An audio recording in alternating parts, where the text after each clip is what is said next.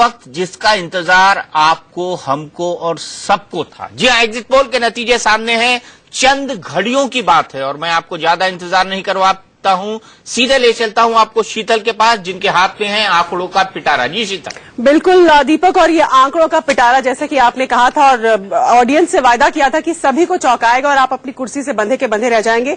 बिल्कुल चौंका रहा है ये। सबसे पहले अगर देखें किसको कितनी सीटें मिल रही हैं इस एग्जिट पोल के मुताबिक, तो आम आदमी पार्टी को 53 सीटें मिल रही हैं। दिल थाम के आप सुनिए, आम आदमी पार्टी को 53 सीटें मिल रही हैं। बीजेपी प्लस को 17 सीटें, महज 17 सीटें इस एग्जिट पोल के मुताबिक मिल रही हैं। कांग्रेस को 0 से 2, ज्यादा से ज्यादा 2, नहीं तो कोई भी नहीं हो सकती है, और अदर्स 0, यानी अदर्स में किसी का कोई खाता नहीं खुल रहा है। पर सबसे ज्यादा चौंकाने वाली बात, आम आदमी पार्टी को 53, यानी पूरी की तरह लहर जो है वो आम आदमी पार्टी की इस चुनाव में, इस एग्जिट पोल को अगर माने तो दिखती है। दीपक। बिल्कुल, तो सबसे पहले रिएक्शन लेते हैं आम आदमी पार्टी का। 53 ± 7 ये हमारा फिगर है। प्रोफेसर साहब आप क्या कहेंगे?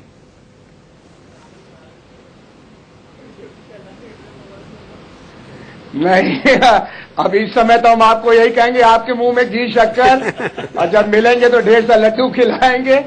लेकिन जैसे एग्जिट पोल का रहता है, जब तक रियल पोल का रिजल्ट ना आ जाए, एग्जिट पोल के लिए हमको उछलना नहीं चाहिए। उछलेंगे नहीं आप? 10 तारीख को अब तो हम कुर्सी नहीं छोड़ेंगे, ये सही बात है। कुर्सी नहीं छोड़ेंगे आप? दीपक भाई ने पहले ही कहा था कुर्सी पे चिपके रहेंगे। 49 दिन के बाद का आपको एक्सपेरिमेंट लग गया है कि आप कुर्सी नहीं छोड़ना, फेविकॉल ले आएंगे आप? नहीं 49 क्यों छोड़ेंगे, जब खुद की मेजोरिटी है तब तो भगा दिए गए थे ना। प्रोफेसर साहब अब तो पता नहीं धरने के लिए निकल जाए कुर्सी छोड़ के। आपने, प्रभु जी ने, सुधांशु जी ने 8 महीने इतना समझाया, आप नहीं समझेंगे तो कब समझे? ये बात अच्छी है, ये बात देर आए दुरुस्त है, देर आए दुरुस्त है, देर आए दुरुस्त है। सुधांशु जी, आपको उम्मीद है ऐसे परिणामों की? भले से एग्जिट पोल है, हम दर्शकों को ये बता दें कि ये मात्र एग्जिट पोल है, ये परिणाम नहीं है।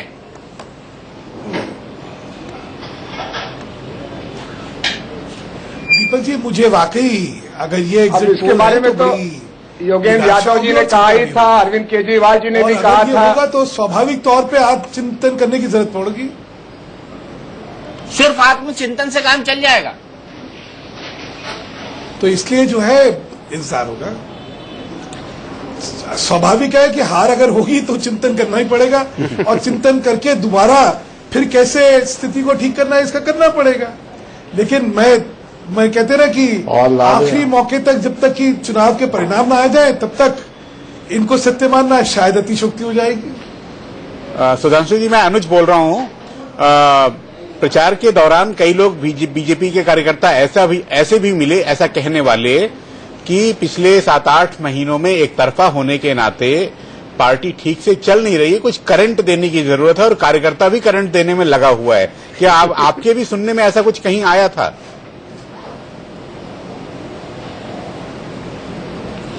नहीं, मुझे नहीं लगता, क्योंकि क्या है, कोई और स्थिति होती तो शायद ये संभव हो सकता था। लेकिन हमारे दृष्टिकोण में आम आदमी पार्टी का जो सारा स्वरूप है, उसको हम लोग जो है बिल्कुल एक सिरे से नकारते हैं, और इसी वजह से हर कार्यकर्ता को लगता था कि अगर कहीं ये आएंगे तो शायद इससे बहुत बड़ा नुकसान होगा। इसलिए हर कार्यकर्ता, चाहे उसके मन में कुछ भी उद्गार रहे हों, लेकिन इस चुनाव के विषय में वो स्पष्ट था कि नहीं, हमें इस चुनाव को जीतने के लिए लड़ना है। जी बिल्कुल, आपको जीतने के लिए लड़ना है। लेकिन यहाँ पर मैं मुकेश नायक जी को लाना चाहूंगा। मुकेश नायक जी, आप सब लोग कहा करते थे जब एग्जिट पोल के नतीजे आएंगे कांग्रेस मजबूत स्थिति में आकर उभरेगी, लेकिन यहाँ तो उल्टा हो गया, उल्टे बांस बरेली के।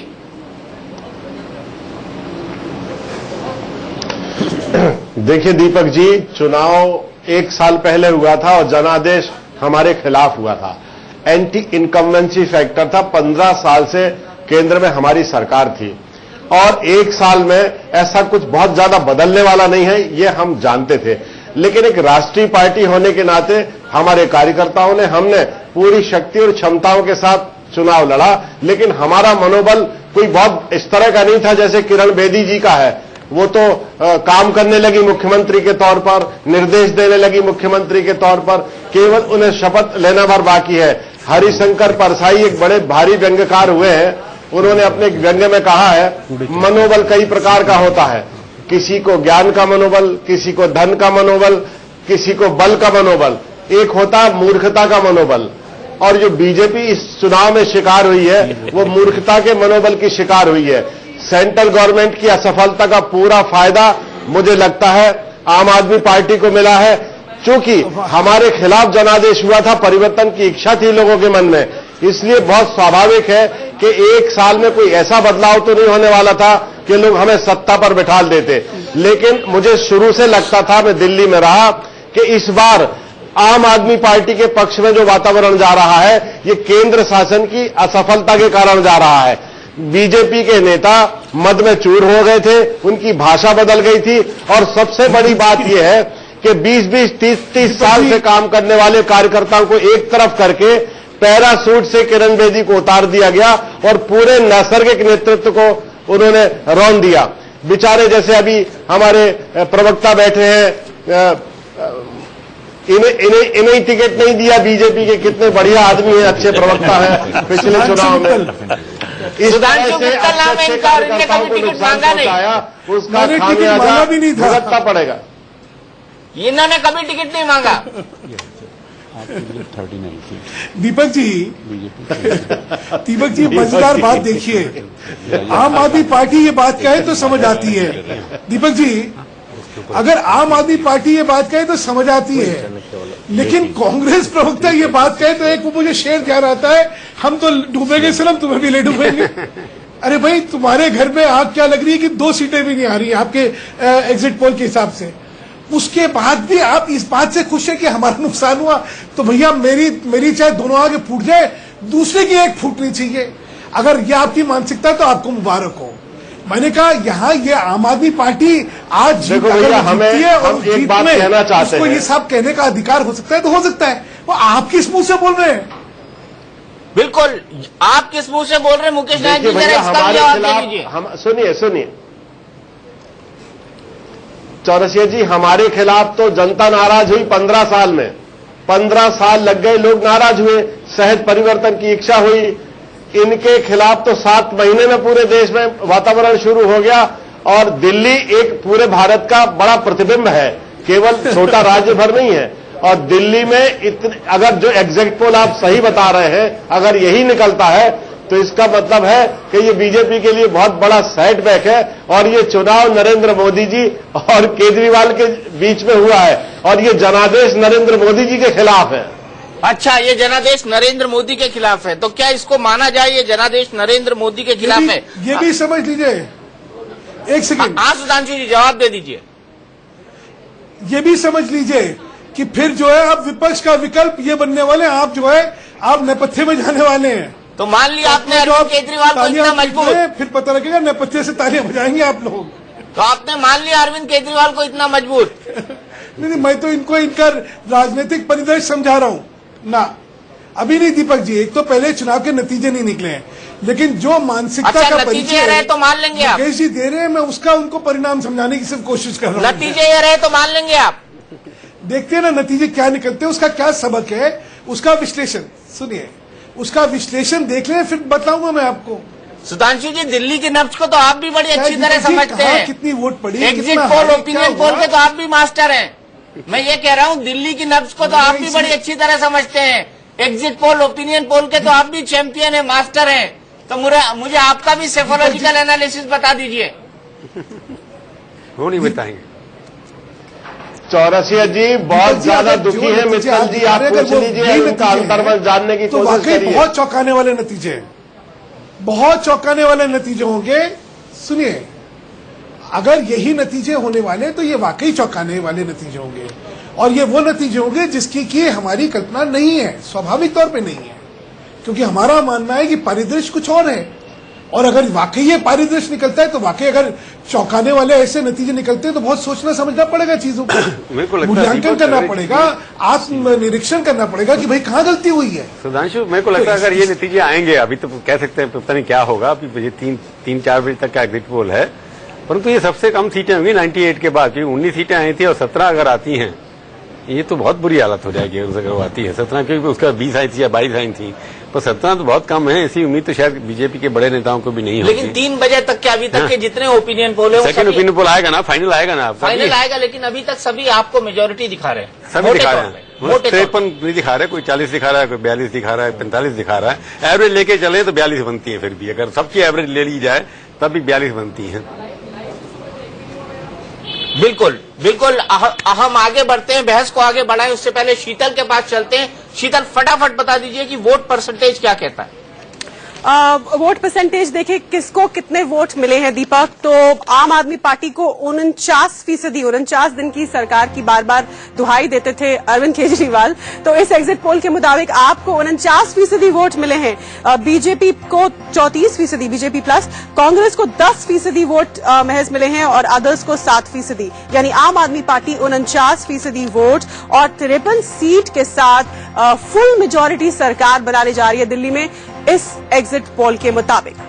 दीपक, तो शीतल, आपको लगता है आप आम आदमी पार्टी जीत रही है?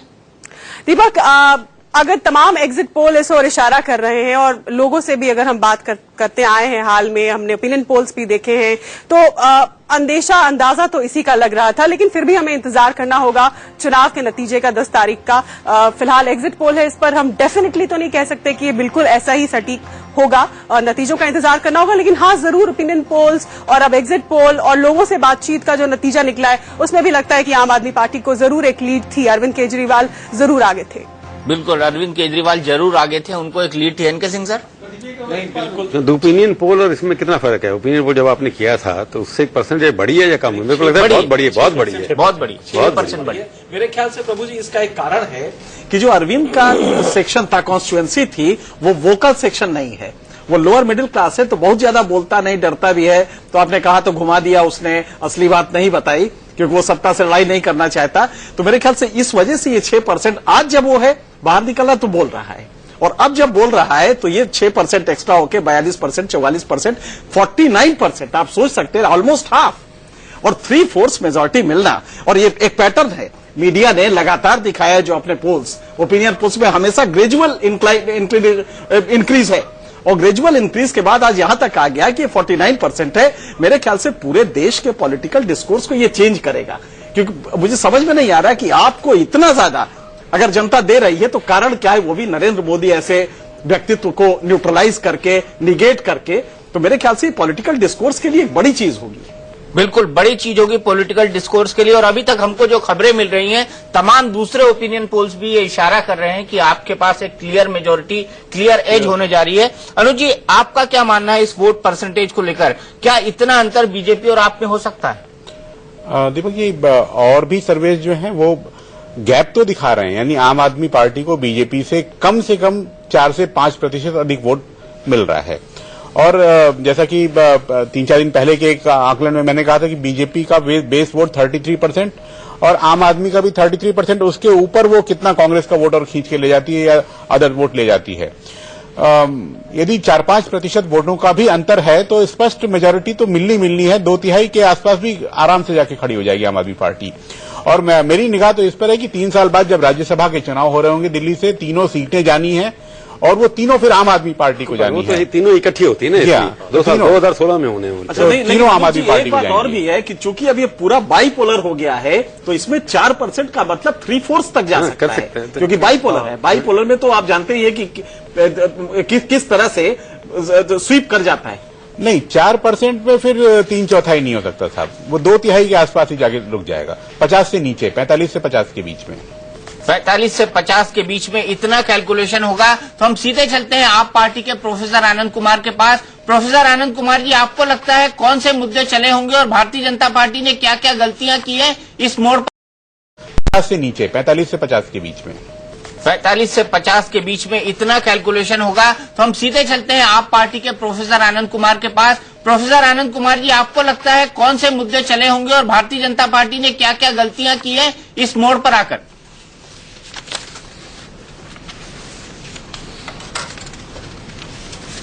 देखिए, भारतीय जनता पार्टी की गलतियों को तो भारतीय जनता पार्टी जाने, लेकिन हम बराबर ये कह रहे थे कि दिल्ली की जनता को अधिकार है और उसकी जरूरत है कि एक चुनी हुई सरकार दो।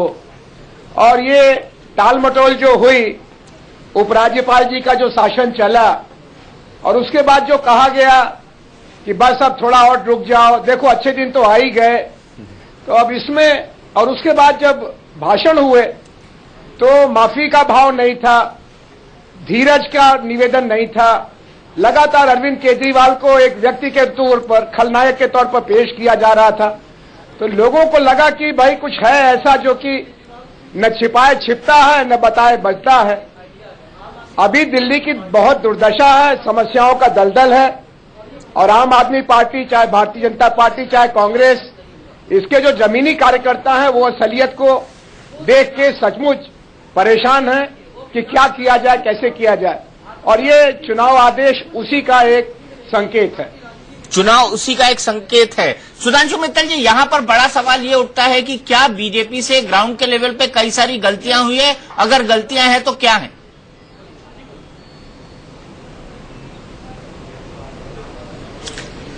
दीपक जी, मैंने कहा मैं ये सारा विश्लेषण चुनाव के नतीजे आने तक रोकना चाहूंगा, लेकिन अगर यही चुनाव का विश्लेषण आने वाला है तो वाकई गंभीर गलतियां हुई होंगी। क्योंकि जिस पार्टी को 60 सीटें लोकसभा में मिली थी, 46% समर्थन मिला था जनता को, वो अगर 34-33% पे आके रुकने वाली है तो इसमें वाकई सोचने वाली बात तो होगी ना। और कोई गंभीर गलतियां भी हुई होंगी, नहीं तो ऐसे थोड़ी हो जाता है कि 8 महीने के अंदर ही या 7 महीने के अंदर ही इतना बड़ा तबका भाजपा का समर्थन देते हुए उससे कट जाए, दूर हो जाए। तो वाकई स्वाभाविक तौर पे इसमें बहुत गंभीर गलतियां हुई होंगी। तो सुधांशु जी, इसी क्वेश्चन का एक और एक्सटेंशन है कि तब क्या ये गलतियां केंद्रीय लेवल पे हुई हैं जिसकी वजह से ये ड्रॉप हुआ है? क्योंकि पूरा जो शो था वो केंद्रीय लेवल पे था, सेंट्रल लीडर्स लड़ रहे थे। तो क्या ये माना जा सकता है कि अगर ये गलतियां हुई हैं तो सेंट्रल लेवल पे, सेंट्रल लीडरशिप को लेकर कहीं जनता में नाराजगी थी?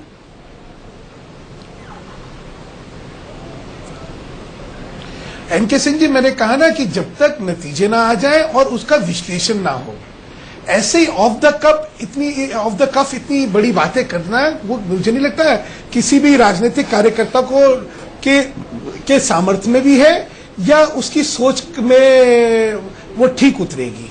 अच्छा, ये मोदी की हार है या बेदी की? गंभीर विश्लेषण होना चाहिए। सुधांशु जी, वाकई क्या कहीं केंद्र से जनता कटी है? सुधांशु जी, एग्जिट पोल के हिसाब से मोदी की हार है या बेदी की? हाँ, गलती हुई। क्या केंद्र से? जी नहीं दीपक जी, ये जो है, ये मैं अगर कहूंगा तो लफाजी कर रहा हूँ, क्योंकि अरे ये सीधा सवाल है, ये लफाजी कहाँ है? इस तरह का एक टिप्पणी कर दूं कि ये हारा या वो हारा, तो ये नहीं, सीधा सवाल इसलिए नहीं है क्योंकि जब तक नतीजे ना आ जाए, उसका विश्लेषण ना हो, कैसे कह दे कौन हारा कौन जीता? ये तो मतलब फिर तो दुराग्रह और पूर्वाग्रह के साथ मैं बात करूंगा, मैं नहीं करता इस चीज को। नहीं, अरे बड़े बड़े पोस्टर लगे हैं, चलो चले मोदी के साथ। क्या रहा कहने का, ये गंभीर विश्लेषण होगा। नहीं, बड़े बड़े पोस्टर लगे हैं, चलो चले मोदी के साथ। सारे लगे, केवल हमने ये कहा। आज तो फ्रंट पेज पे था, बिल्कुल, मतलब पब्लिक नहीं चली है मोदी के साथ कहा। और अगर लोग हमारे साथ नहीं, मैंने कहा वाकई नहीं चली। अगर ये परिणाम निकलते हैं तो वाकई मोदी जी के साथ नहीं चली पब्लिक दिल्ली, इसमें भी कोई दो राय हो सकती है क्या? लेकिन मतलब मोदी फेल हो गए, वो किस कारण नहीं चले? क्या वो केंद्र सरकार के जो सुनिए ना, नहीं देखिए, फिर दोनों चीजों में अलग अलग है। क्या वो केंद्र सरकार के कार्य से संतुष्ट है या नहीं है, वो एक अलग विषय है। क्या जो हमने किरण बेदी, सुनिए ना, क्या हमने किरण बेदी जी को जो करा उसका क्या नतीजा रहा? कहां जो 8 महीने का कार्यकाल रहा दिल्ली में, जहां की उपराज्यपाल का शासन रहा, कहीं उसकी क्या प्रतिक्रिया हो सकती है? बहुत चीजें हैं और ये गंभीर चीजों के गंभीर आयाम है। इनको गंभीरता से इनका विश्लेषण करना चाहिए। ऐसे ही कुछ भी कह दे हम लोग, ये तो ठीक नहीं है। अच्छा प्रोफेसर साहब, मैं आपसे ये जानना चाहूंगा, आपने बेदी को हराया है मोदी को?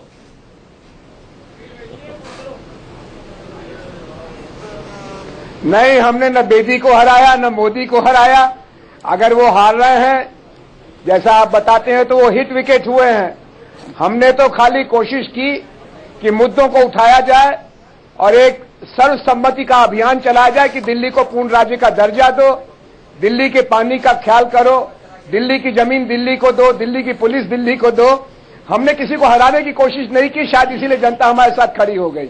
नहीं, हिट विकेट कौन हुआ? सवाल ये, हिट विकेट भी खिलाड़ी होता है, ये खिलाड़ी मोदी था या बेदी?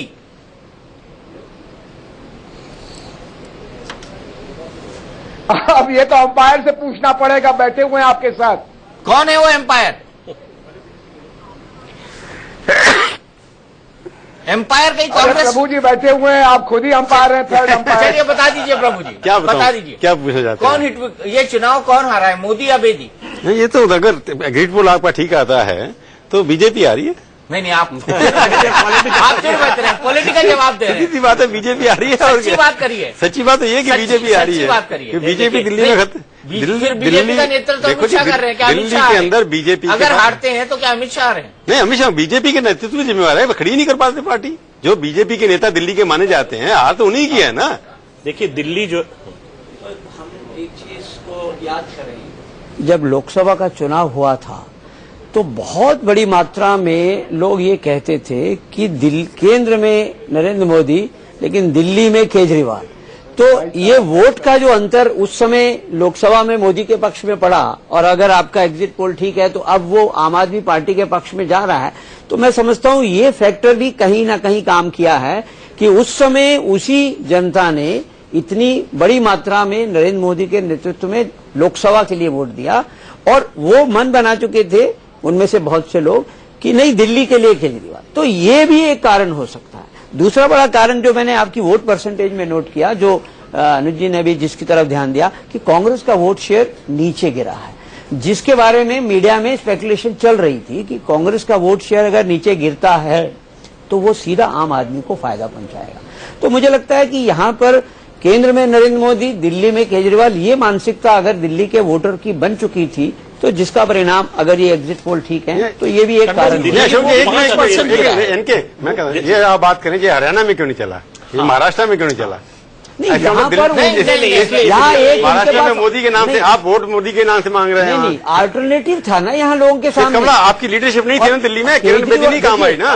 नहीं प्रभु जी, आपको याद होगा केजरीवाल ने भी इस पूरे कैंपेन में नरेंद्र मोदी को अटैक नहीं किया, और लोकसभा के चुनाव के समय भी आम आदमी पार्टी की ओर से कहा जाता था कि केंद्र में नरेंद्र मोदी ठीक है। आप बीजेपी ने तो प्रधानमंत्री से लेकर नीचे केजरीवाल को टारगेट भी किया। नहीं, लेकिन केजरीवाल ने नरेंद्र मोदी को टारगेट, तो वो तो उसकी स्ट्रेटेजी भी काम आ गई ना। इसलिए मैंने कहा कि केंद्र में नरेंद्र मोदी, दिल्ली में केजरीवाल, ये जो एक नारा लोकसभा के चुनाव के समय सुनाई दिया। मानना है कि दिल्ली जो है, एक मिनट, सॉरी सर, मुझे रखना होगा कमर्शियल ब्रेक के लिए। ब्रेक के बाद में हाजिर होऊंगा, ये बहस जारी रहेगी, नए मेहमान भी हमारे साथ जुड़ेंगे, हम सीट के नफा नुकसान की बात करेंगे और नए सिरे से इस बहस। सबसे सटीक अनुमान क्या कहता है? कहता है कि आम आदमी पार्टी को 3/4 बहुमत मिलेगा। आम आदमी पार्टी को मिल सकती हैं 53 सीटें, ये एग्जिट पोल का नतीजा बता रहा है, और बीजेपी सिर्फ 17 सीटें ला पाएगी, ये कह रहा है एग्जिट पोल। कांग्रेस इस बार भी तीसरे नंबर पर, या तो खाता भी नहीं खुलेगा या फिर 1-2 सीटें मिल जाएंगी कांग्रेस को, ये एग्जिट पोल का साफ तौर पर कहना है। आम आदमी पार्टी की सरकार बन रही है दिल्ली में इस एग्जिट पोल के मुताबिक। किसको कितने वोट, अब आपको यह भी बता दें कि किसको कितने प्रतिशत वोट मिल रहे हैं, आप अपने स्क्रीन पर देखते जाइए। 3/4 बहुमत के साथ इस एग्जिट पोल में आम आदमी पार्टी की सरकार बनती हुई दिखाई दे रही है। सबसे पहले सीटें आप देखिए, सीटें आपको हैरत में डाल देंगी। ये जो एक्सिस का एग्जिट पोल आया है, जो इंडिया न्यूज आपको दिखा रहा है, 17 सीटें इसमें भारतीय जनता पार्टी की आती हुई नजर आ रही हैं। उसके नीचे जो आप +-7 देख रहे हैं, ये 7 सीटें बढ़ सकती है, 7 सीटें घट सकती हैं, ऐसा हो सकता है। 53 सीटें आप देख रहे हैं आम आदमी पार्टी के खाते में जाती हुई नजर आ रही हैं। 2/3 बहुमत की बात चल रही थी, यहां तो 3/4 बहुमत आम आदमी पार्टी को मिलता हुआ दिखाई दे रहा है। कांग्रेस को आप देख रहे हैं, कांग्रेस का या 1-2 सीट कांग्रेस इस बार मिल जाए। कांग्रेस की पहले से भी बुरी हालत हो सकती है, अदर्स के खाते में इस बार कुछ नहीं जाएगा। इस एग्जिट पोल के हिसाब से ये आंकड़े आपके सामने हैं, सबसे सटीक अनुमान ये आपके सामने हम प्रस्तुत कर रहे हैं। दूसरा देखिए आप, किसको कितने प्रतिशत वोट, केवल 34% वोट भारतीय जनता पार्टी को मिले हैं इस एग्जिट पोल के हिसाब से, वहीं 49 49% वोट, 49 दिन की सरकार चलाई थी और 49% वोट आम आदमी पार्टी के खाते में जाता हुआ नजर आ रहा है। केवल 10% वोट है जो इस वक्त कांग्रेस के खाते में जाता हुआ नजर आ रहा है। ये आंकड़ा है इस एग्जिट पोल का।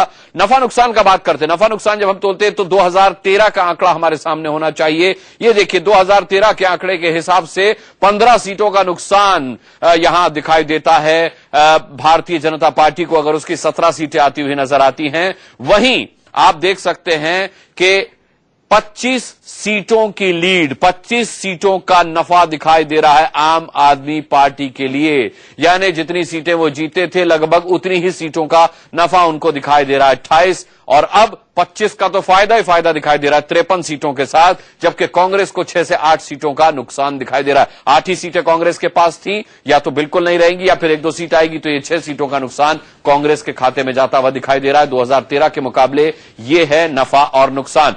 दीपक, एक बहुत अहम सवाल मैं आपसे जानना चाहूंगा, मोदी के विजय रथ को रोकने के लिए लोगों ने ये वोटिंग की है या फिर वाकई पे केजरीवाल पे भरोसा किया है जनता ने कि हां इस बार बदलाव चाहिए, या ये 8 महीनों की एंटी इनकम्बेंसी है जो कि बहुत जल्दी हो गई, लोगों को यह बात समझ में आ गई कि 8 महीने में सिर्फ वादे हुए, कुछ हुआ नहीं, वो नया चेहरा चाहते थे। उनको ऐसा लग रहा था कि दिल्ली को एक नया चेहरा गवर्न करने की जरूरत है। उनको लग रहा था कि बीजेपी प्लस बीजेपी का कॉम्बिनेशन उनको दिल्ली के अंदर नहीं चाहिए। वैसे भी कहा जाता है कि राम के अश्वमेघ यज्ञ का घोड़ा जो है वो 2 बालकों ने रोक लिया था, वो लव और कुश थे। इसी तरह से एक नई बनी पॉलिटिकल पार्टी ने मोदी के इस घोड़े को रोक लिया है और इसके वाइड रेंजिंग परिणाम, पॉलिटिकल इम्प्लीकेशंस हमको बिहार के चुनाव में देखने को मिलेंगे, हमको पश्चिम बंगाल के चुनाव के अंदर देखने को मिलेंगे और 2017 को यूपी चुनाव के अंदर देखने को मिलेंगे। तो यहां से बीजेपी के लिए, भारतीय जनता पार्टी के लिए एक कठिन सफर की शुरुआत होगी, क्योंकि अब जितनी भी राजनीतिक पार्टियां हैं वो लामबंद हो जाएंगी।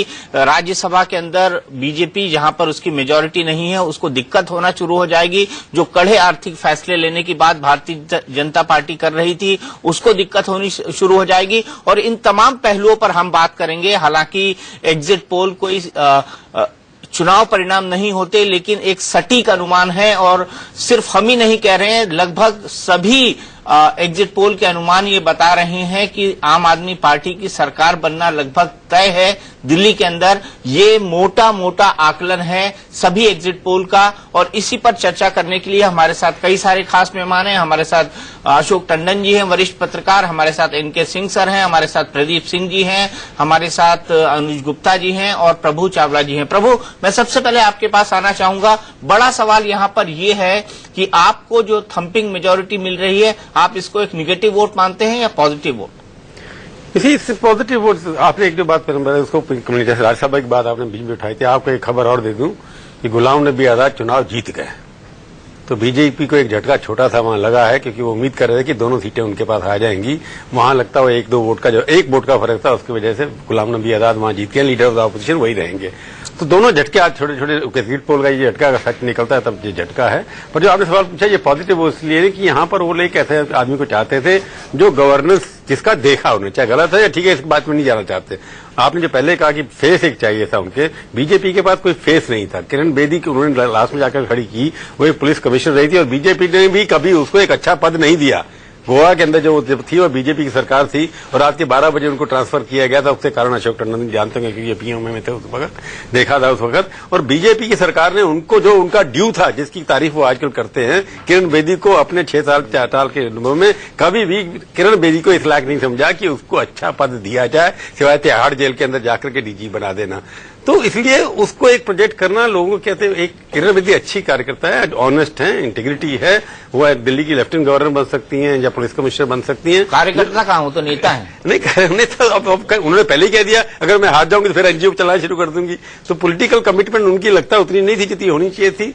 परंतु मैं किरण बेदी वर्सेस केजरीवाल में लोगों को लगा कि केजरीवाल ही एक ऐसा व्यक्ति है जो खुद सरकार के नाम पर एक स्ट्रांग आदमी है, डिटरमिन्ड आदमी है, इसलिए केजरीवाल के फेवर में ज्यादा वोट है, बीजेपी के खिलाफ कम वोट है। केजरीवाल के फेवर में वोट। एक चीज हम कहना चाहते हैं, देखिए दिल्ली में ये लगातार, मगर ये एग्जिट पोल के नतीजे वास्तविक नतीजे में परिवर्तित होते हैं तो लगातार 5वां चुनाव होगा जो बीजेपी हारेगी। तो कुछ बड़ी क्रॉनिक समस्या है दिल्ली में बीजेपी की। 2 चीजें हैं, एक तो आप देखिए, 1 मिनट में आपको रोकूंगा, राम माधव, जल्दी समाप्त हो जाएगी। जल्दी समाप्त हो जाए? नहीं तो हमारी वहाँ का जो बड़ा दूसरा दल है पीडीपी के साथ वार्ता चल रही है, जल्दी समाप्त हो जाएगी, उसमें एक समाधान निकलेगा जल्दी। तो जम्मू कश्मीर के बारे में बात कर रहे थे राम माधव, जल्दी ही गठबंधन बनेगा, जल्दी ही गतिरोध दूर हो जाएगा। हम बात के बाद लगता है दीपक, चुनाव दिल्ली पे रिजल्ट आ सकता है, वहाँ कश्मीर में तो कुछ भी हो सकता है। तो इसलिए ये देखने वाली, सोचने वाली बात है कि जो एग्रीमेंट इनके बन रहे थे पहले, उसके मिनिमम प्रोग्राम के ऊपर कहीं ना कहीं कठिनाई आ सकती है, क्योंकि एक मॉरल बूस्टर होगा अगर चुनाव ये एग्जिट पोल आपका ठीक निकला तब।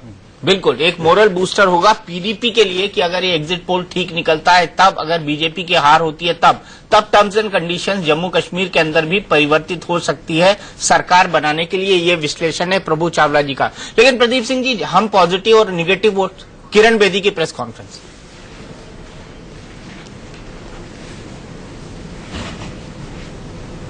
तमाम दिल्ली के वोटर्स का धन्यवाद करना चाहती हूँ कि इतने अच्छे नंबर से वो बाहर वोट करने आए। बहुत बहुत धन्यवाद। आपने अपना जो भी फैसला किया है, ये आपका अपना अधिकार है,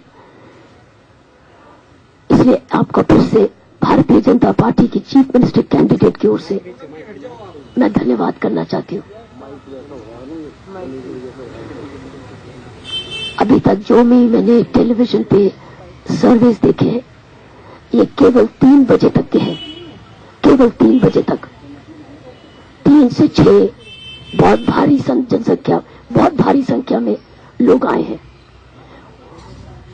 उसका अभी भी अकाउंट फॉर नहीं हुआ है। मैं समझती हूँ कि हमको 10 तारीख तक वेट करना चाहिए और 10 तारीख के फैसले तक वेट करना चाहिए। मैं आशा करती हूँ कि ये पॉजिटिव होगा बीजेपी के लिए और ये चेंज होगा, क्योंकि 3 से 6 बजे तक का बहुत भारी नंबर क्या सोचता है वो हमें नहीं मालूम अभी। तो आओ इंतजार करें और इसको फाइनल नहीं समझे किसी सर्वे को भी, क्योंकि ये 3 से 6 वाले आंकड़े अभी असेस नहीं हुए। मैं यही कहना चाहती हूँ कि धन्यवाद एक बारी फिर से कि आप सब दिल्ली, और माफी मांगती हूँ कि मेरा गला बैठा हुआ है, मैं आपसे इतनी अच्छी तरह बात नहीं कर पा रही। आप वो वाली आवाज नहीं सुन रहे जो मेरी असली आवाज है, लेकिन आशा करती हूँ कि 1 या 2 दिन की रेस्ट के बाद मैं आपसे 10 तारीख तक जब रिजल्ट पूरे आ जाएंगे आपसे खुल के बात कर सकूंगी। लेकिन मैं ये कह सकती हूँ कि मैं भारतीय जनता पार्टी की बहुत आभारी हूँ, बहुत आभारी हूँ, जिन्होंने मेरे पर इतना विश्वास डाला, विश्वास प्रकट किया और मुझे इतना सराहा। मैंने इतनी तारीफ अपनी जिंदगी में कभी नहीं सुनी थी।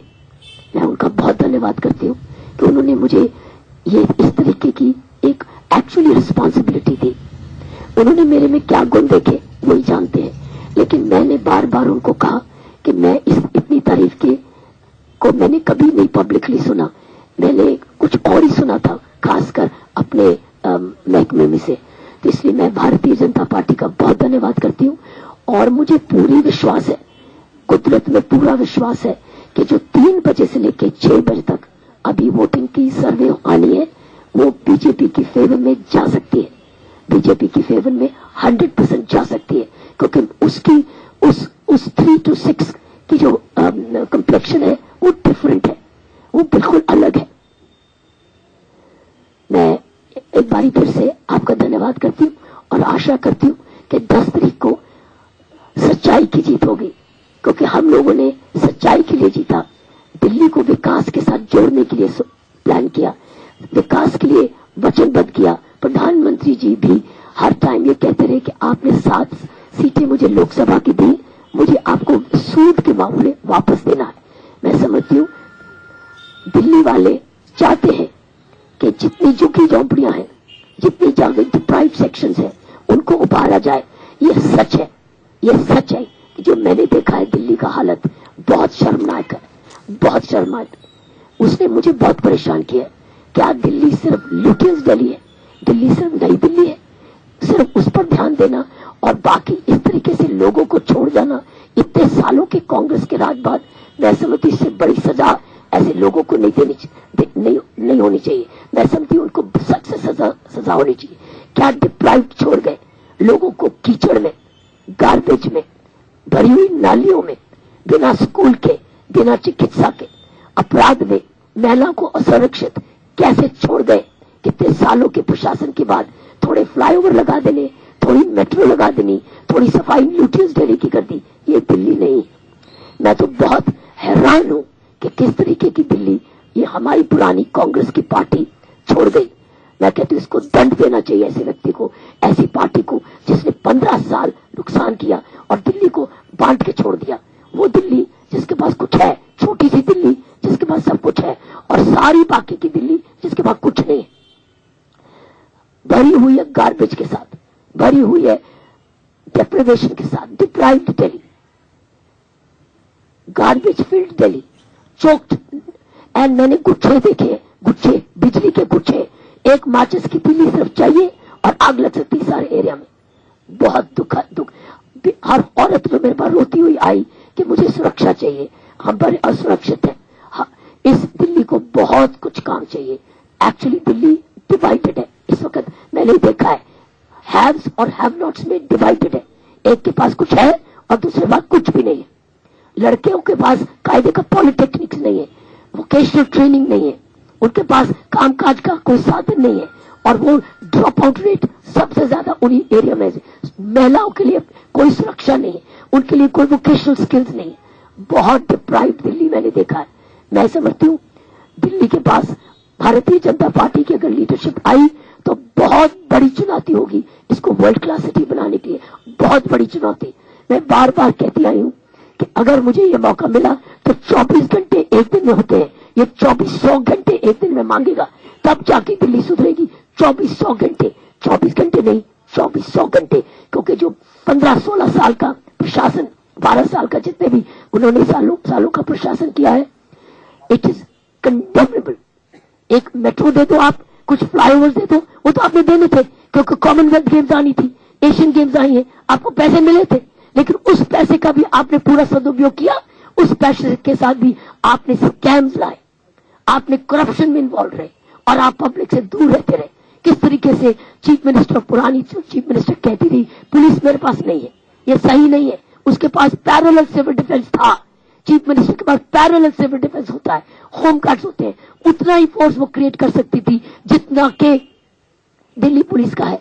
उन्होंने ये नहीं किया और दिल्ली को, राजधानी को महिलाओं के लिए असुरक्षित छोड़ दिया।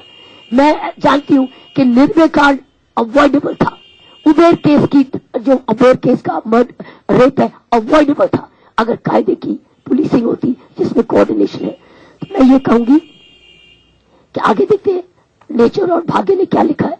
3 से 6 बजे वाला अभी भी हमें असेस करना है कि किस फेवर में जाता है। मैं समझती हूँ ये अभी भी ओपन है, रिजल्ट ओपन है। तो किरण बेदी कह रही थी कि 3 बजे तक के आंकड़े एग्जिट पोल के आए हैं, उन्हें उम्मीद है कि 3 से 6 के बीच जो पोल हुआ है उसमें बीजेपी को अधिक संख्या में वोट पड़े हैं और ये नतीजे बदलेंगे। टंडन साहब, 3 से 6 के बीच क्या बीजेपी के वोटर ज्यादा संख्या में निकलते हैं? नहीं, सभी के वोटर निकलते हैं, इसमें कोई दो राय नहीं है। दिल्ली में भी जो पोल हुआ है उसमें बीजेपी को अधिक संख्या में वोट पड़े हैं और ये नतीजे बदलेंगे। टंडन साहब, 3 से 6 के बीच क्या बीजेपी के वोटर ज्यादा संख्या में निकलते हैं?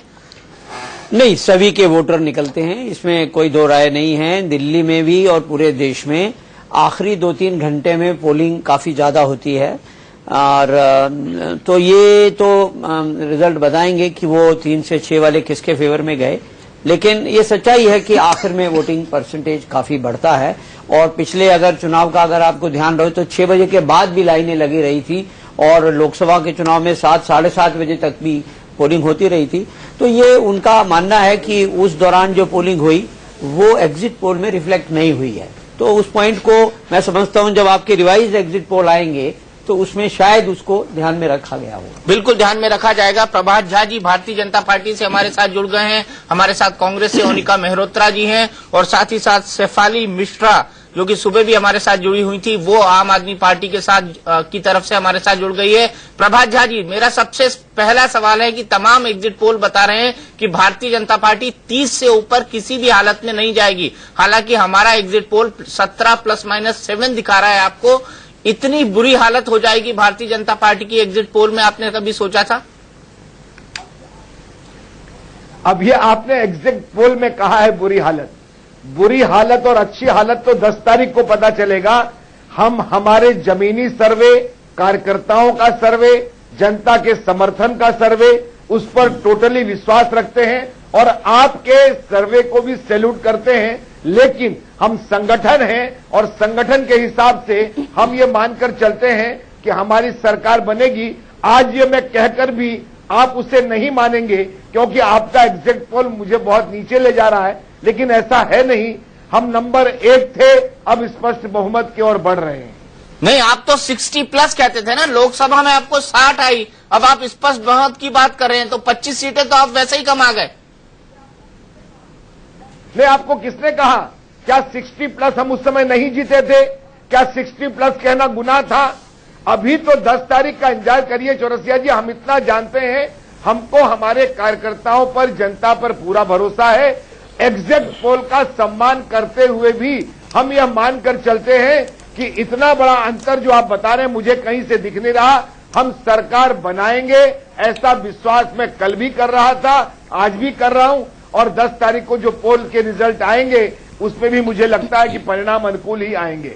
नहीं, किरण बेदी जी तो कह रही थी कि 3 बजे के बाद ही बीजेपी का वोटर निकला है।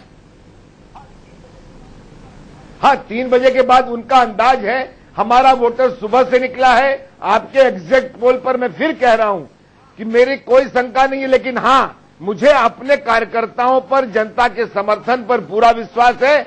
आपका एग्जैक्ट पोल कहां का है, क्या है, मैं नहीं कह सकता, लेकिन एग्जैक्ट पोल होता है, आपने अपनी तरफ से दिखाया है। लेकिन मेरा जो सर्वे ग्राउंड है वो मैं पूरी तरह से कॉन्फिडेंट हूं और मुझे पूरा भरोसा है कि बीजेपी की सरकार बनेगी। चलिए, आप भरोसा रखिए, मैं ब्रेक पर भरोसा रखता हूं। ब्रेक के बाद आपसे मिलूंगा, कुछ तीखे सवाल होंगे, कुछ तीखे जवाब भी होंगे। तो हम हाजिर हैं सबसे सटीक और सबसे विस्तृत ओपिनियन एग्जिट पोल लेकर। माफ कीजिएगा, वोटिंग आज खत्म हो चुकी है, एग्जिट पोल लेकर हम हाजिर हैं और हम बता रहे हैं 53 ± 7 सीट्स आम आदमी पार्टी को मिल सकती है। 3/4 बहुमत हमारे एग्जिट पोल के हिसाब से मिलने को अनुमान है और ये रिकॉर्ड तोड़ बहुमत होगा आम आदमी पार्टी के लिए। हमारे साथ प्रभात झा, शेफाली बने हुए हैं और साथ ही साथ हमारे साथ जुड़ी हुई हैं ओनिका मेहरोत्रा जी, जो कि कांग्रेस पार्टी की स्पोक्स पर्सन है। शेफाली, आपके पास आना चाहूंगा मैं सबसे पहले। आपने किसको हराया? आपको क्या लगता है इन चुनाव में मोदी को हराया, बेदी को हराया? ये सवाल मैं दोहरा रहा हूं आप पार्टी के स्पोक्स पर्सन के लिए, क्योंकि पहले प्रोफेसर साहब इस सवाल का जवाब देने से बच रहे थे थोड़ा सा। देखिए दीपक जी, मैं आपके साथ सुबह से हूँ और मैं सुबह से एक बात बोल रही हूँ कि हमारे अंदरूनी सर्वे, सारे सर्वे केवल एक चीज बता रहे हैं कि ये वाली जो राजनीति है ये खत्म होने वाली है। लोग पहले बीच दोपहर में लोग ये कह रहे थे कि जहां तक देखिए ज्यादा लोग आएंगे तो किसी दूसरी पार्टी का फायदा होगा, कम लोग आएंगे तो किसी दूसरी पार्टी का फायदा होगा। हम सुबह से एक ही चीज रिपीटेड बोल रहे हैं कि इस बार दिल्ली के लोग अपना मन बना चुके हैं और यहाँ पर जो है हमारी लड़ाई किसी से भी नहीं है। हम जो है यहाँ पूर्ण बहुमत से वापस आना चाहते थे और लगता है हमारा ये मकसद में हमें सफलता मिल रही है। नहीं, तो आपने किसी को हराया नहीं, आप खुद अपने आप जीत गए।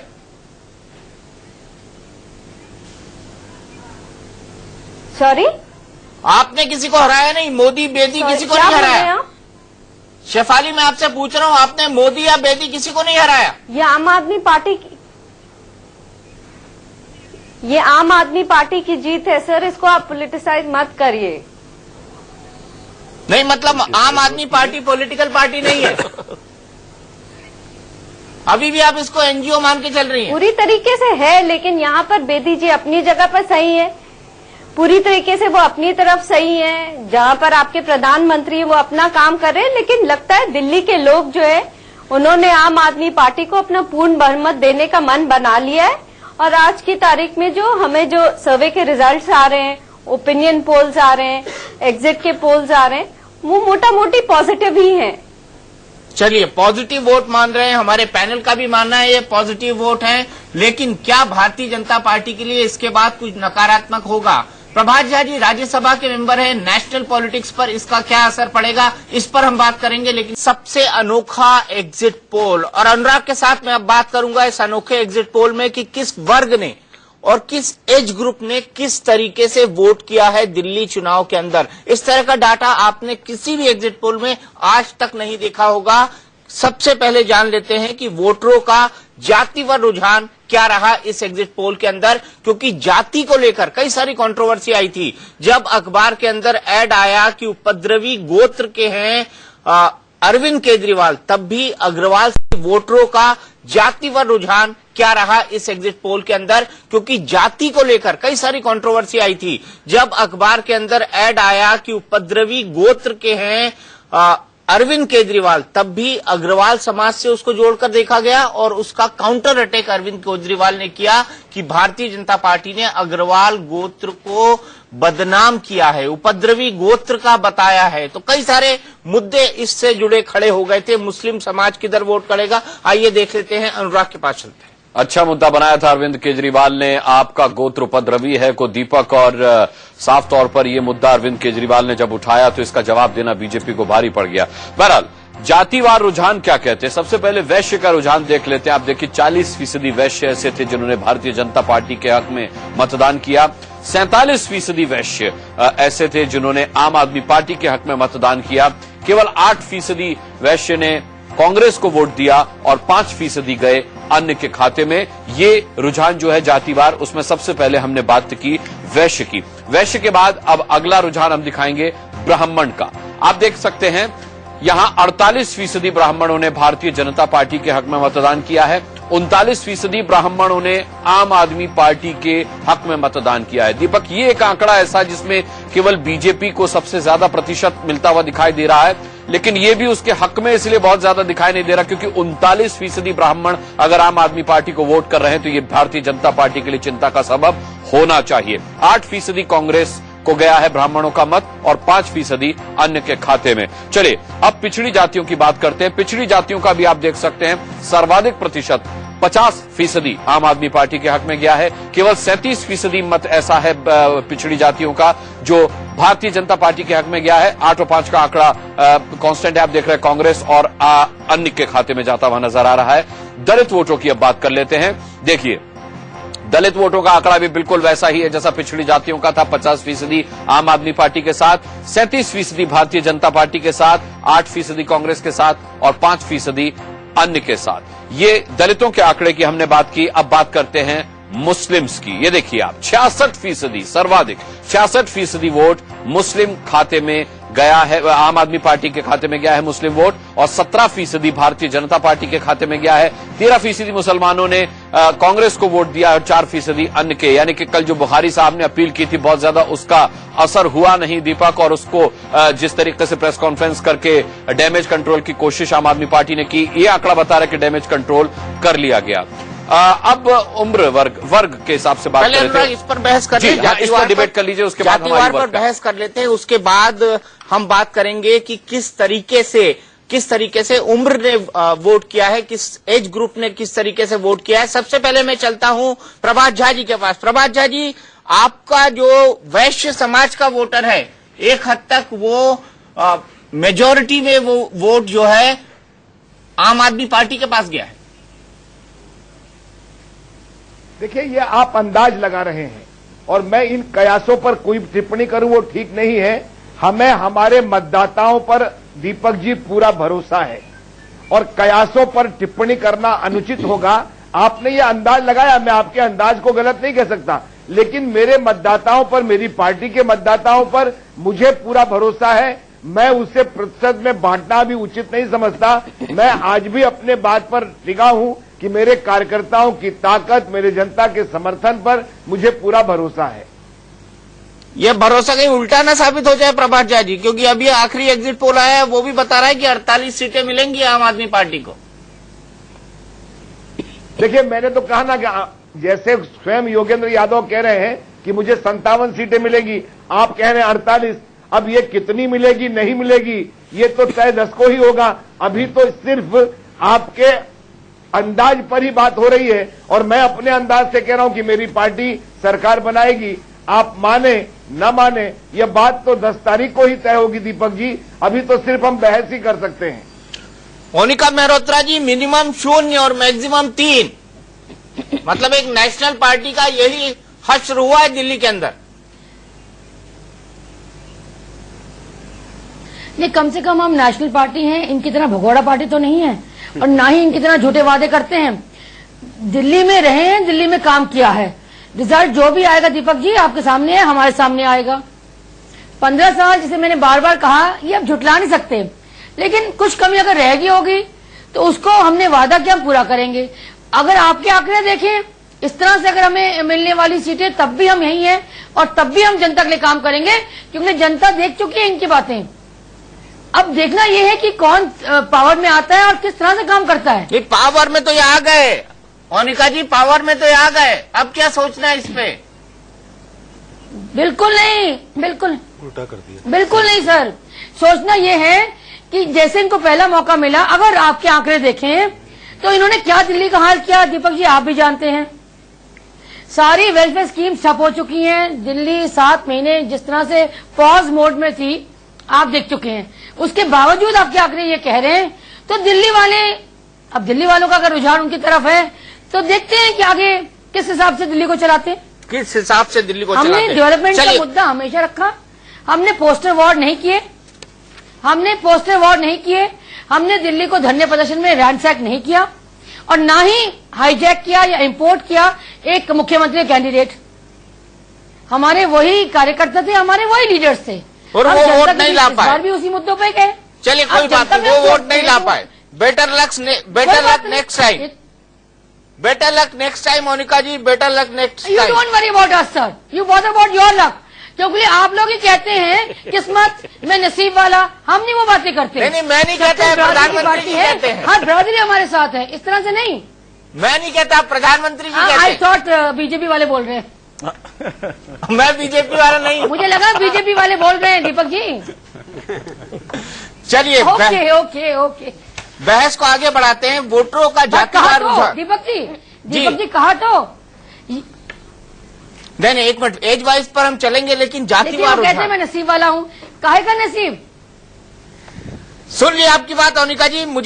मैं मुद्दे पर एक बात करता हूं, उसके बाद मैं आपके पास भी आता हूं, क्योंकि माइनॉरिटी वोट बैंक आपसे चिटक गया सा लगता है। अनुज जी, वैश्य समुदाय 47% आपको ये क्या इंडिकेट करता है? दीपक जी देखिए, 4-5 दिन पहले जब आपने हम पत्रकारों को बुलाकर के हमारे बारे में जानना चाहा था, हमारी राय के बारे में, तो उस दिन मैं ठिठक गया था, क्योंकि वास्तव में मुझे उस दिन ये लगा कि जो वैश्य कम्युनिटी हमेशा से बीजेपी की स्ट्रांग सपोर्ट रहती है, बेस रहती है, वो इस बार गड़बड़ा रही है, क्योंकि उस दिन कहीं कहीं सुनने को मिला था। और देखिए, दिल्ली में कभी भी केजरीवाल साहब जो 49 दिन के लिए बने, इसके अलावा वैश्य समुदाय का कोई मुख्यमंत्री नहीं बना, बीजेपी ने कभी नहीं बनाया। प्रोजेक्ट पिछली बार किया और इस बार हटा दिया हर्षवर्धन को। पूरे देश में कहीं पर भी चीफ मिनिस्टर उनकी कम्युनिटी का नहीं है।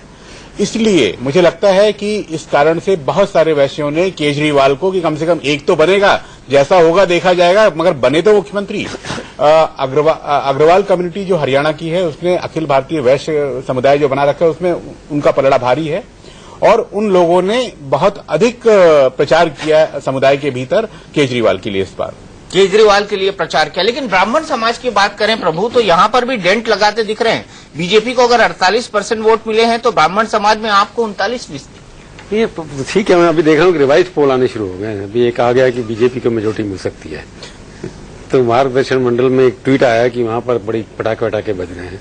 तो हम डिस्कशन जो कर रहे हैं अभी थोड़ी देर, क्योंकि 3 बजे जब बिल्कुल लगा कि पहली बार हुआ है कि हर एक एग्जिट पोल अपने 3 बजे का टाइम लगाने लग गया। प्रभु जी वो बदल सकता है, क्योंकि मुझे भी लग रहा है कि 3 बजे के बाद नहीं, मैं कुछ और कह रहा हूँ। पहले भी हम एक मिनट पहले भी एग्जिट पोल हर साल होते रहे हैं। 3 बजे कभी टाइम तो लिखी नहीं हमने, तो इसमें हमने पहले से तय कर लिया कि 3 बजे बताएं, ताकि बाद में चेंज करना पड़ेगा, 3 से 6 हो जाएगा। एग्जिट पोल में हमेशा लिख के बताया आपने 8 दोपहर तक का, उसके बाद कंटिन्यूअस 3 बजे का हम फर्स्ट लॉट देते हैं, उसके बाद एक राउंड और आता है। पिछले इलेक्शन में इतने सालों में एग्जिट रिवाइज किसी ने नहीं किया, 3 बजे नहीं कहा किसी ने भी कि 3 बजे तक का है। पर ठीक है, वो 3 बजे के बाद वोट ज्यादा हुई है, परिवर्तन हो सकता है। पर सवाल जी जो डिस्कशन हम कर रहे हैं, अगर सारे को सारे रिवाइज आना, हमारी जैसे सीटें कम हुई हैं, जैसे हमारे एग्जिट पोल में भी 7 सीटें कम होंगी, काफी बड़ा परिवर्तन है ये अपने आप में, बड़ा परिवर्तन है। तो इसलिए 7 सीटें कम होना, तो इसके ऊपर ये बनिया ये सब जो है, अगर केजरीवाल इतनी सीटें ले रहे हैं, जो आपने कहा, ये इन्होंने बात की है कि यहाँ पर कोई पहले पंजाबी डिफ्यूजी सब जो बीजेपी जो होती बनिया और पंजाबी पार्टी मानी जाती थी, और आपका सर्वे ये बता रहा है कि पंजाबी भी चले गए, बनिया भी चले गए, इसी वजह से ही ये उनको 48 सीटें मिल गई मेजोरिटी की। तो ये एक स्वाभाविक है कि कोई भी बीजेपी का लोकल नेता खड़ा नहीं हो पाया पिछले 15-20 सालों के अंदर। विजय कुमार मल्होत्रा थे पहले, वहां पर मदनलाल खुराना थे, कंवरलाल गुप्ता रहे, साहब सिंह वर्मा रहे, वीके मल्होत्रा, हर्षवर्धन बनते जा रहे थे, उनकी टांग खींच ली भी एकदम।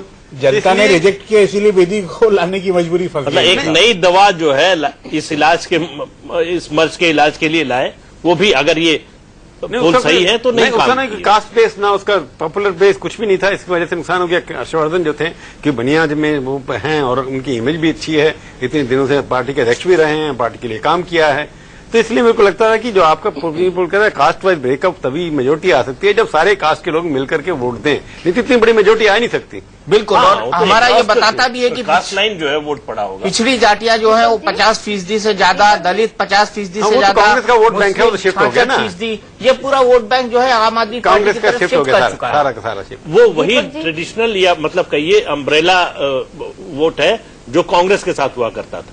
हर वर्ग के लोग कम ज्यादा होते थे, वो अगर ये पोल सही है फिर कह रहा हूं तो वो आपको शिफ्ट हो गए हैं। तो 48 सीटों या 53-57 सीटों का मतलब है कि हर वर्ग से उनको समर्थन मिला है, केवल किसी एक वर्ग से नहीं। किसी में ज्यादा होगा, किसी में थोड़ा कम होगा, लेकिन हर वर्ग का समर्थन मिला है। शेफाली, आप कुछ कहना चाह रही हैं?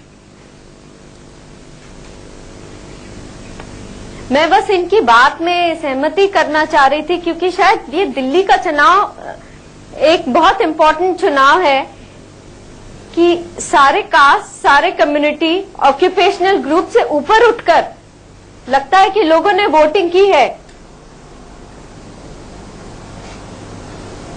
और ये एक बहुत अपने आप में नायाब चीज है, क्योंकि आमतौर पे आपसे मिलने के बाद मैं और भी जगह गई तो उन्होंने कहा इस जाति के आंकड़े ऐसे, इस जाति के आंकड़े ऐसे, और आम आदमी पार्टी हर समय इस बात पे मुकर्रर रही है कि हमें लगता है कि सारे ग्रुप्स के माध्यम से हमें वहां से वोट मिलेंगे।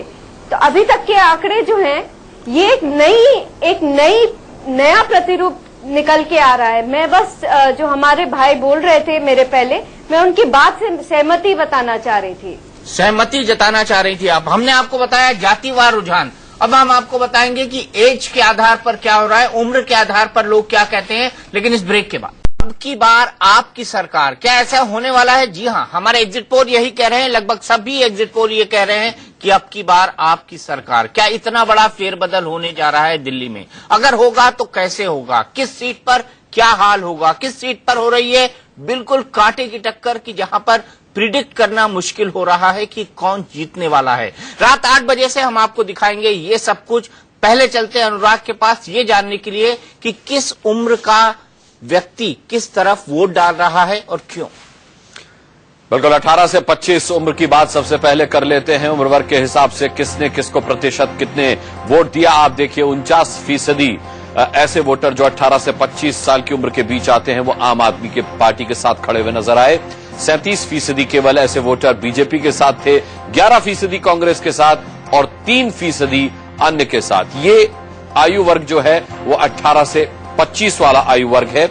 अब 26 से 35 वर्ग के बीच की बात करते हैं तो ऐसी आयु वर्ग में 50% लोग थे जो आम आदमी पार्टी के साथ थे, 33% लोग, देखिए बीजेपी का ग्राफ गिरता जा रहा है जैसे जैसे उम्र वर्ग बढ़ता जा रहा है। 50% आम आदमी पार्टी के साथ, 33% भारतीय जनता पार्टी के साथ, 11% कांग्रेस के साथ। आगे बढ़ेंगे, ये 26 से 35 वर्ष की हमने बात की, 36 से 50 वर्ष 49% आम आदमी पार्टी के साथ, 34% भारतीय जनता पार्टी के साथ, 11% कांग्रेस के साथ। ये 36 साल से 50 साल की उम्र के बीच के लोगों का जो आंकड़ा है वो हमने आपके सामने रखा।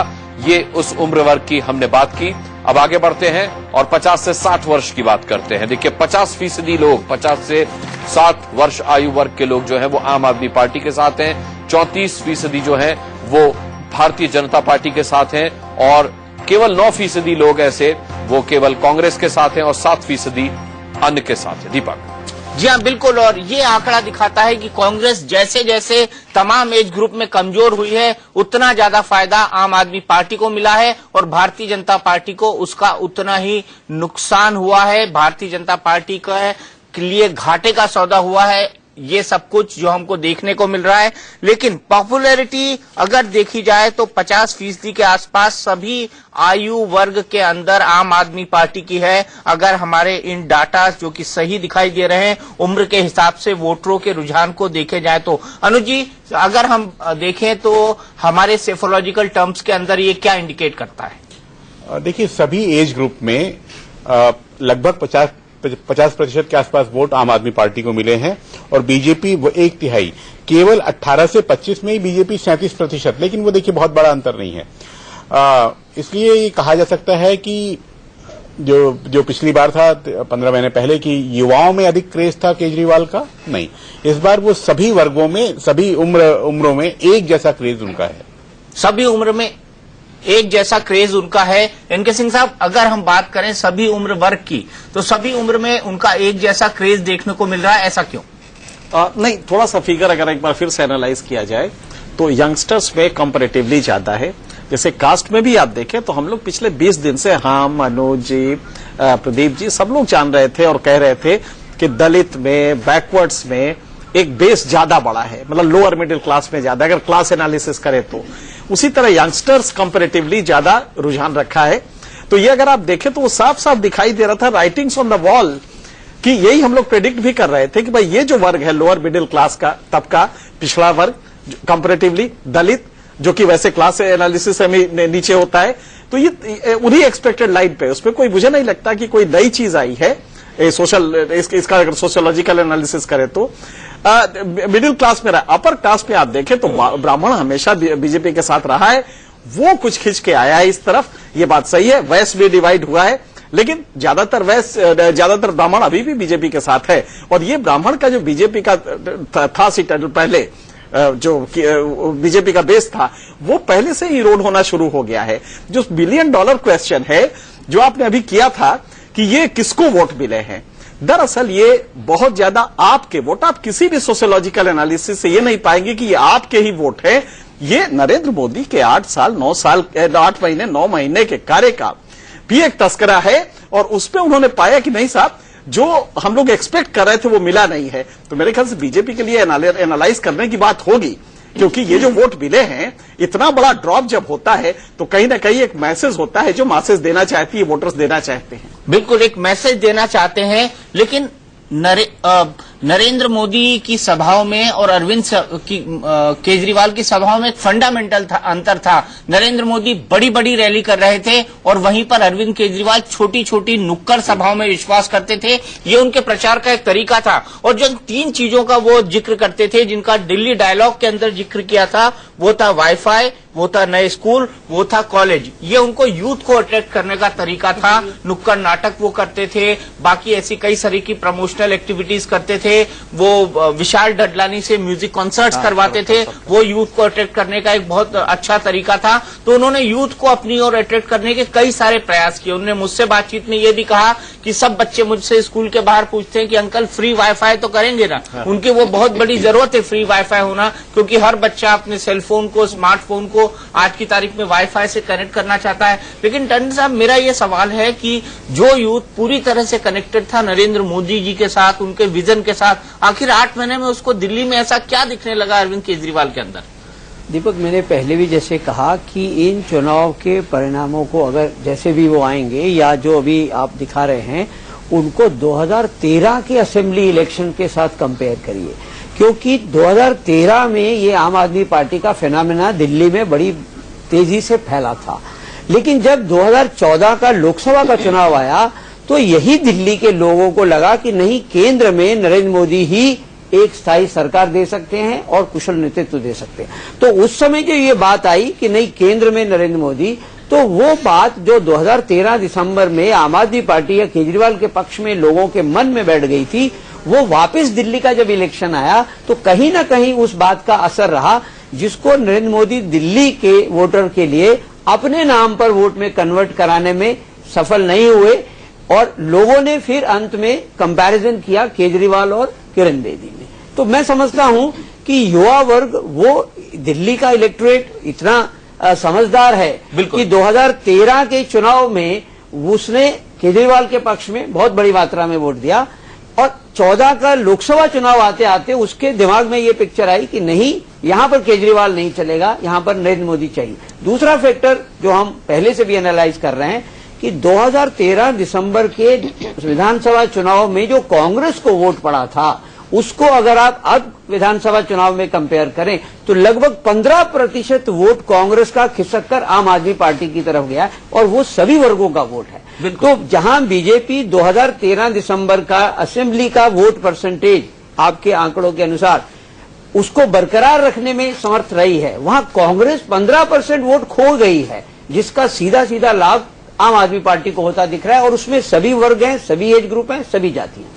बिल्कुल, लेकिन सवाल यह है कि इन चुनाव में कौन हारा है, कौन हारा है, उससे आगे की राजनीति की दशा तय होगी। हम टटोलेंगे इसी सवाल को और टुनाइट विद दीपक चौरसिया में हम जानेंगे कि कौन सी सीट पर, कौन सी हाई प्रोफाइल सीट पर कौन जीत रहा है एग्जिट पोल के मुताबिक, कौन हार रहा है। 70 सीटों का ब्यौरा देंगे।